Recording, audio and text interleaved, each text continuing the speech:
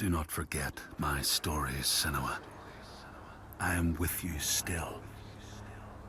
Out of hell you have come, and now find yourself in Midgard, the world of men. Do not think it any less dangerous for that. Your path has taken you far from home, across the boundless sea, and you must go on to the heart of this place, to the heart of man. You have seen how the Northmen journey out to conquer, and this is one of their lands, as icy dark as Niflheim, yet as fiery as Muspel. It has not long been claimed, and they try still to tame it.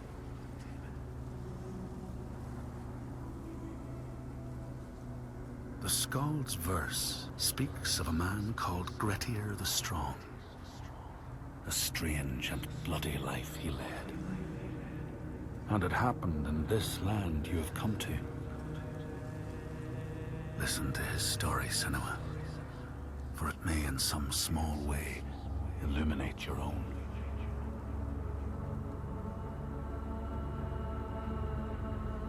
The Skalds say that in Grettir's time, a nearby farm was plagued by hauntings. A shepherd called Glamour was killed by some evil force, found dead in the snow, bloated and black. His body could not be taken to burial, because he was held fast to the ground. So it was left. 3 days after his death, the body was missing.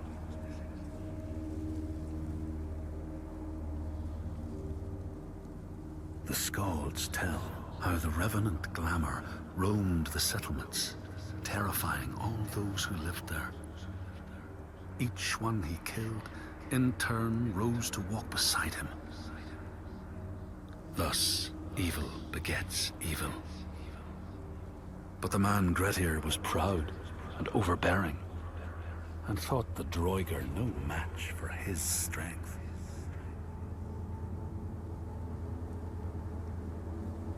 The Skalds say that Grettir fought and killed the Droiger Glamour, but not before Glamour had cursed him. His strength would be turned against him, his deeds bring death and exile, and he would be always before Grettir's eyes, making him afraid to be alone. He saw all sorts of phantoms wherever he looked, and thus people who see things that aren't there are said to have Glamour's eyes.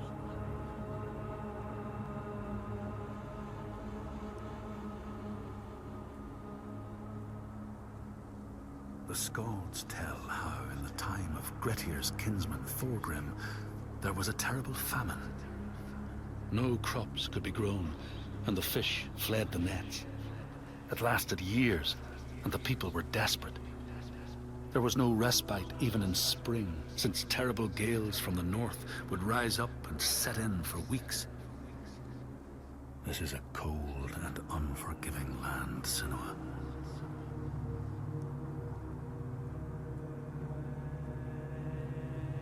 In the time of famine, at the place known as Rifskar, Thorgrim found a huge finback whale, beached and dead. His neighbor, Thorfinn, had already found it and was in the process of flensing it. But Thorgrim claimed it as his own. Thorfinn said he would not give it up without a fight. If that's what you want, Thorgrim said, let it be so. And he launched a blow at Thorfinn, cutting off his head in one strike.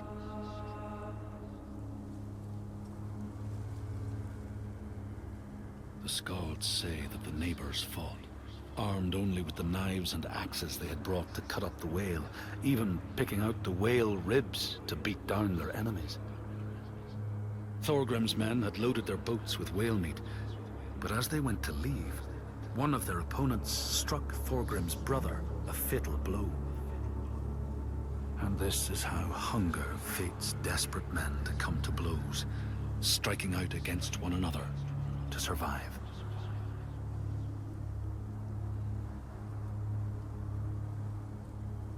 The Skalds speak of the time Grettir, traveling with some others, ran into rough weather and docked their boat on an island.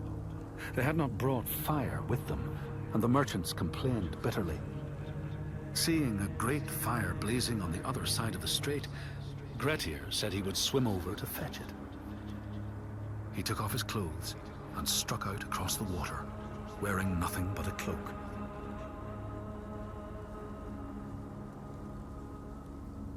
When Grettir came to the farm where the fire was burning, all was peaceful.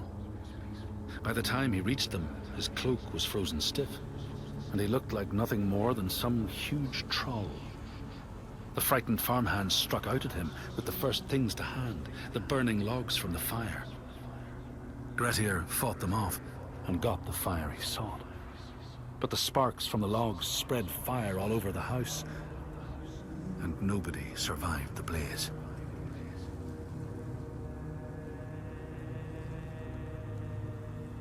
The Skalds say that Grettir swam back across the strait, keeping the fire safe from the water. His friends applauded Grettir's bravery, but when word spread about the massacre at the farm, people took against Grettir.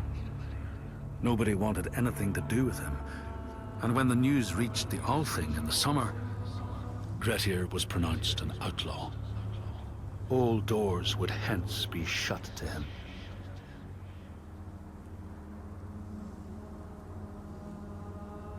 The Skalds speak of how Grettir, now an outlaw, took rest on the island of Haramsoy with a man called Audun.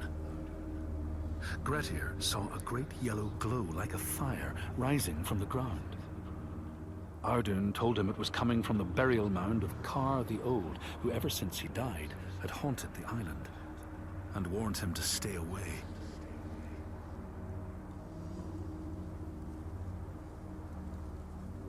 The Skalds say Grettir wanted the sword that was buried in Kar's How, and would not be deterred from seeking it. He broke the mound open and started digging until he reached the timber props. By this time it was night.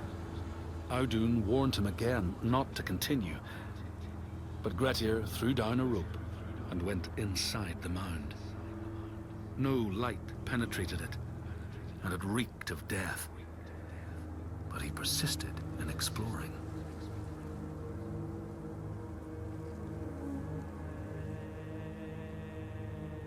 Grettir found the sword he was seeking, Kar's loom, buried in the grave mound. He went to leave, but before he could reach the rope, something grabbed him from behind, and Grettir realized the mound dweller would not let his treasure go.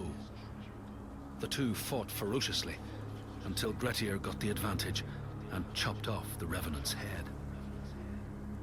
But Kar's loom would prove his undoing, fated to be the sword that killed him.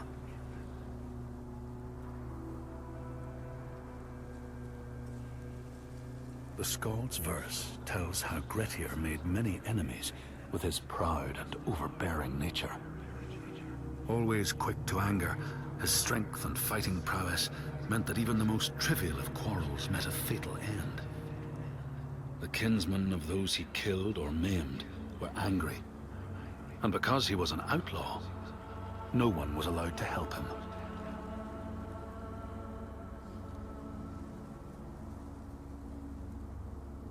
The outlaw Grettir fled to the island of Drangi. His enemies knew he was there, but he was still so strong and fierce, nobody could shift him. Thorbjorn, first among his foe, sent his foster mother to see Grettir. She was a Seithkona and very wily. She enchanted a tree branch and sent it to wash up on Drangi. Grettir tried to cut it up for firewood, but his axe flew back and struck him in the leg. The wound blackened and festered, and Grettir feared his time was close.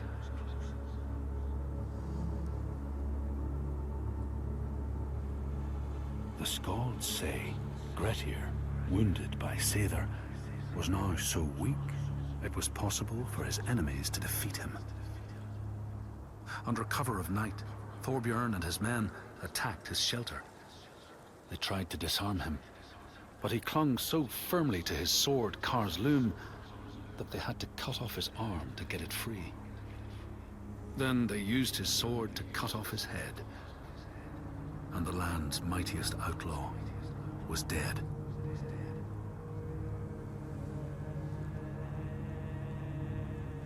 As the Droigar glamour had predicted, all Grettir's brave and fine deeds brought him misery. So fate makes prisoners of us all. But it was Grettir's nature that made him fight the Droigar, and Grettir's nature that led to blood feud and exile. So what is truly our prison, Senua? Is our path ordained, and we powerless to change it?